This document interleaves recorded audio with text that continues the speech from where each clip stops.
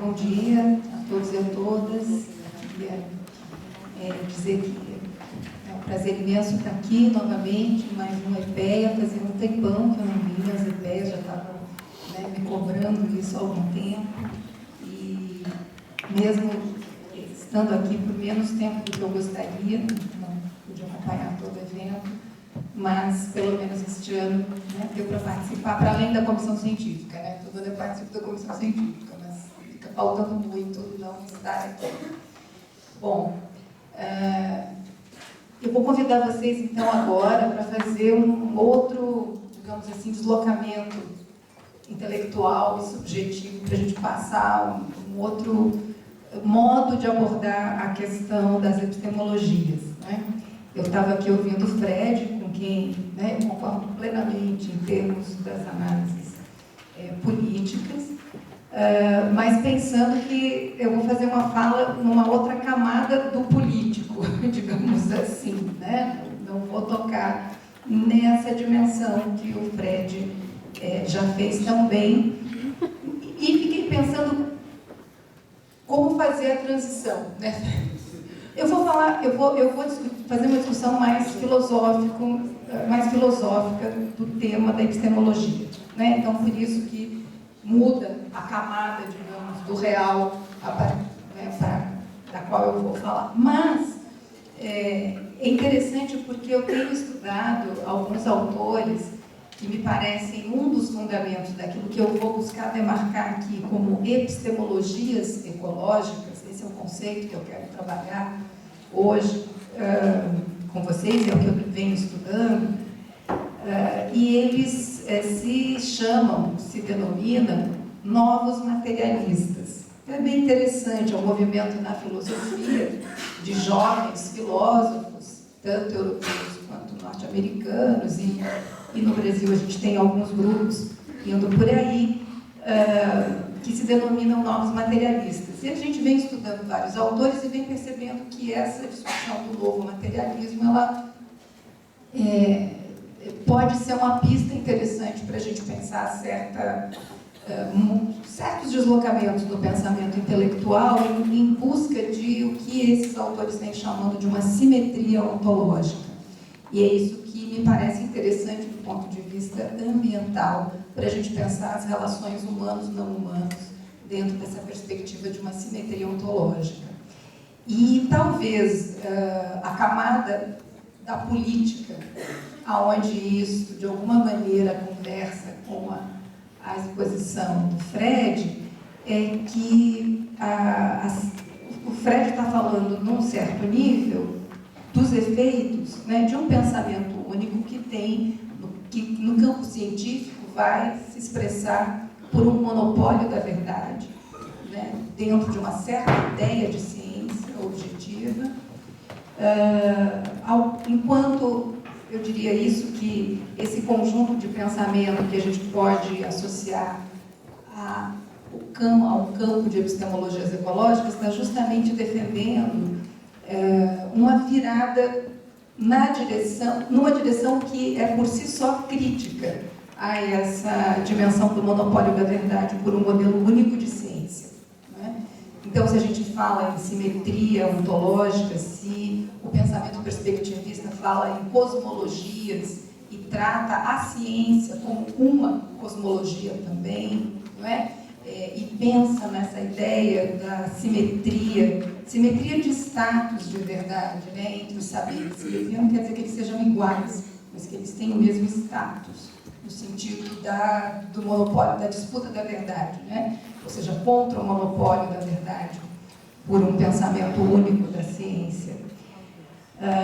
E talvez essa dimensão do trabalho, do metabolismo sociedade e natureza, pensando agora, enquanto o Fred está falando, talvez encontre nos novos materialistas uma analogia, não sei se analogia, ou um desdobramento naquilo que esses autores vêm trabalhando como o engajamento do sujeito no mundo, a continuidade, a importância da ação, portanto, da prática, da praxis, a importância da agência, no sentido do agency, a importância da agência como lugar fundamental de produção de conhecimento e de produção do ser, portanto, lugar epistemológico e ontológico.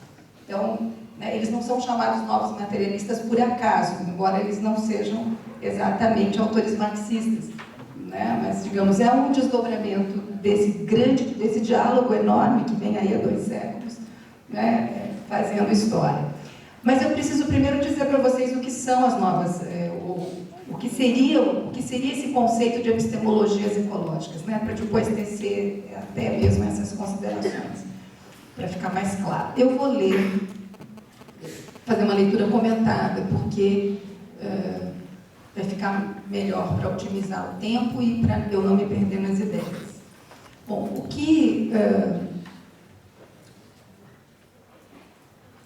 uma primeira ideia, talvez para introduzir a questão, seja: eu estou trabalhando com a ideia da indissociabilidade entre os modos de habitar o mundo e as formas de conhecer o mundo, né? Talvez isso é o ponto de partida para fazer a releitura de um conjunto de autores contemporâneos sob a chave compreensiva do que eu vou chamar aqui de epistemologias ecológicas. Esse argumento é que a gente tem uma espécie de horizonte ecológico imaginativo, um horizonte de perspectivas, de sentidos, de práticas, que vem corroborando alguns deslocamentos epistemológicos no pensamento ocidental. E, dessa forma, vem contribuindo para o questionamento de demarcações que já tinham se estabelecido como trincheiras intransponíveis no campo científico, como, por exemplo, essas trincheiras que separam a experiência humana do mundo, o mundo em sua existência objetiva, como Freire nos lembrou, e o conhecimento do mundo. Nesse sentido, o conceito de epistemologias ecológicas é um conceito em construção, portanto, que eu estou buscando demarcar. Ele delimita uma região do debate teórico-filosófico contemporâneo que compreende autores de diversas origens disciplinares e diferentes opções teóricas, cujo ponto em comum é o esforço para a superação das dualidades modernas, tais como natureza e cultura, sujeito e sociedade, corpo e mente, artifício e natureza, sujeito e objeto. Neste esforço por desconstruir as dualidades, esses autores propõem pistas conceituais que nos permitem enfatizar as simetrias nas relações entre humanos e não humanos no ambiente. Desta forma, o conceito de epistemologias ecológicas ele tem que ser necessariamente plural, na medida em que ele não pretende designar uma unidade teórica, mas sim uma área de convergência de novos horizontes de compreensão, diferentes daqueles que sustentam as dualidades mencionadas e a externalidade de um sujeito cognoscente humano fora do mundo, fora da natureza e independente dos objetos de conhecimento. Nesse sentido, a ideia de epistemologias ecológicas, ela se contrapõe à perspectiva representacional, né? Ou seja, a perspectiva das representações sociais. Porque essas epistemologias partem de uma premissa compartilhada de que os significados, conceitos e abstrações que resultam do processo do conhecimento não constituem um mundo à parte em relação à matéria e às coisas. Conhecer é fundamentalmente uma habilidade que adquirimos na relação com os outros organismos e seres que habitam o mesmo mundo e não uma prerrogativa absolutamente humana, que se processaria no espaço restrito da mente como uma operação racional.